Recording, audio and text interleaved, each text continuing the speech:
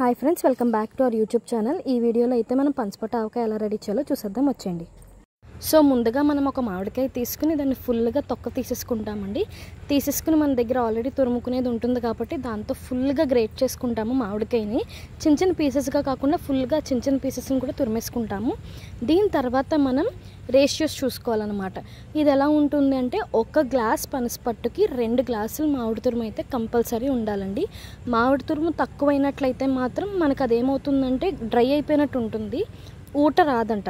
మా పిన్ని ఇప్పుడే చెప్తున్నారు. నేను ఇక్కడ రేషియో తీసుకున్నప్పుడు సరే 2 గ్లాసెస్ ఆఫ్ పనసపట్టు అనుకున్నాను, బట్ అలా కాదు, పనసపట్టు ఎక్కువైనట్లయితే మనకు అది టేస్ట్ అనేది చచ్చిపోతుంది అన్నారు. సో ఇక్కడ మనం మామిడికాయ తురుము పనసపట్టు తీసేసుకున్న తర్వాత ఏమైతే చేస్తామంటే, ఈ రెండింటిని ఫస్ట్ బాగా మిక్స్ చేయాలండి.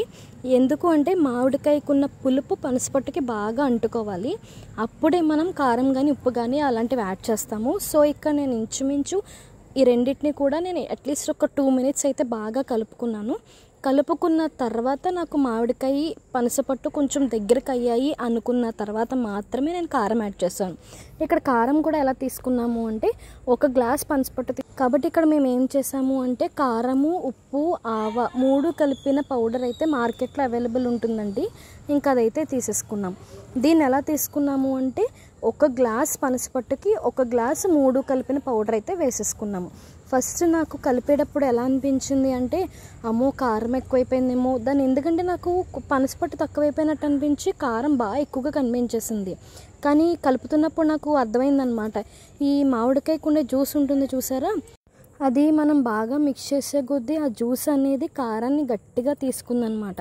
నాకు కలపక ఒక 2 to 3 మినిట్స్కి ఏమైంది అంటే, ఇప్పుడు బాగా డ్రై అయిపోయినట్టు అనిపించేసిందండి. ఈ జ్యూస్ ఎప్పుడైతే కారంతో కలిసిందో నాకు బాగా డ్రై అయినట్టు అనిపించింది. అప్పుడు దాకా నాకు చాలా టెన్షన్ వచ్చింది, బాగా కారం ఎక్కువైపోయిందేమో అని.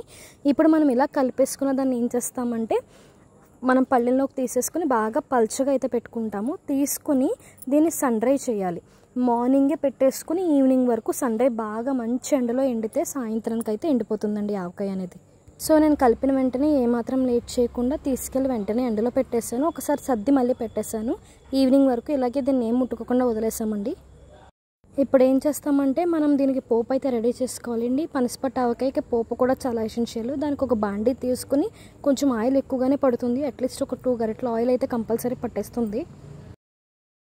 ఫస్ట్ ఆవాలు అనేవి చిట్టుపట్లు ఆడిపోయాక అప్పుడు మిగిలిన పోపు స్టార్ట్ చేస్తాము.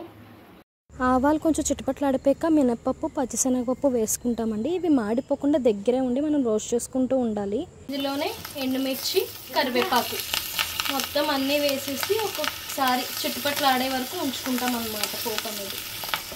చాలామంది మినప్పప్పు త్వరగా వేగిపోతుంది అనుకుంటారటండి, కానీ శనగపప్పు వేగిపోతుందట. మినప్పప్పు వేగినట్టు కనిపిస్తుంది కానీ అంత వేగదట. సో మనం మినప్పప్పు వేగిందో లేదో బాగా చూసుకోవాలి. ఇప్పుడు రెడీ అయిపోయిన పోపుని మనం ఏం చేస్తామంటే, మార్నింగ్ ఆల్రెడీ ఎండలో పెట్టుకున్న పికిల్ ఏదైతే ఉందో దాంట్లో మిక్స్ చేస్తాము. ఇక్కడ మనం పోపు వేసిన తర్వాత కూడా ఒక్కసారి బాగా కలపాలండి. ఇంగువ నేను వేసే ముందు ఇక్కడ మీరు వీడియోలో చూసినట్లయితే ఏంటి ఇంత గట్టిగా అయిపోయింది అనుకుంటున్నారేమో, అది సన్ డ్రై అలా అవ్వాలండి. అలా అయితేనే నిలవ ఉంటుంది. ఈ పచ్చడి అనేది అట్లీస్ట్ ఒక 3 మంత్స్ మాత్రమే ఉంటుంది. బయట కొన్నా ఇంట్లో చేసుకున్నా సరే 3 మంత్స్ కన్నా ఎక్కువ ఉండదు. ఎందుకంటే మనం మామిడికాయ తురిమి వేసాం కదా, ఆ జిగురు వల్ల 3 మంత్స్ కన్నా ఎక్కువ ఉండదట.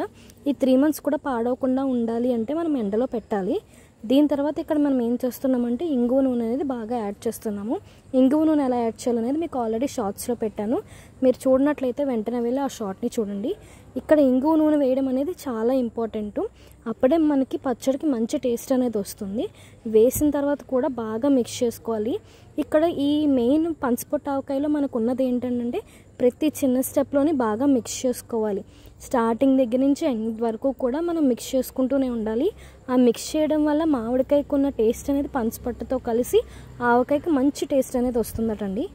సో ఇంగువ నూనె వేసి బాగా కలిపేసుకున్న తర్వాత ఇక్కడ నార్మల్ ఆయిల్ అయితే వేసుకుంటున్నామండి. గ్రౌండ్నట్ ఆయిల్ అయినా వేసుకోవచ్చు, నార్మల్ రిఫైండ్ ఆయిల్ అయినా వేసుకోవచ్చు. ఇదేంటంటే ఎక్కువ రోజులు నిల్వ ఉండడానికి ఆయిల్ అనేది యాడ్ చేస్తున్నాము. మనం ఈ పనసపట్టు ఆవకాయ అనేది చూడండి, పాతకాలంలో జాడీలు వచ్చేవి చూసారా, అందులో పెట్టుకుంటే మీరు ఇంకా చూసుకోక్కర్లేదు. లేదు అది అవైలబుల్గా లేదు అన్న వాళ్ళు గ్లాస్ జార్లో పెట్టుకోండి. ఇలా స్టీల్ వాటిల్లోని, ప్లాస్టిక్ వాటిల్లోని పెట్టుకుంటే అంత బాగుండదు.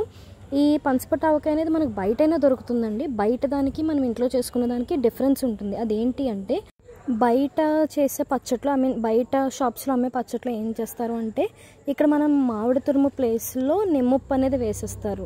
అంత టేస్టీగా అయితే ఉండదండి. ఇక్కడ చూసారా అన్నంలో కలిపాను నేను ఆవకాయ ఎలా ఉందో టేస్ట్ చూడడానికి. నెక్స్ట్ మా పాప మాటలు అయితే వినండి.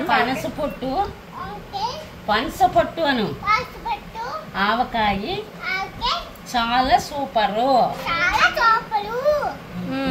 సో ఇంతేనండి, పనసపొట్టు ఆవకాయ పెట్టుకోవడం చాలా ఈజీ. బయట అవి కొనుక్కోకుండా మన ఇంట్లో పెట్టుకోవడం అనేది చాలా ఇంపార్టెంట్. చిన్నోడు బాయ్ చెప్పేసాయి. బాయ్ అని చెప్పు. Thank you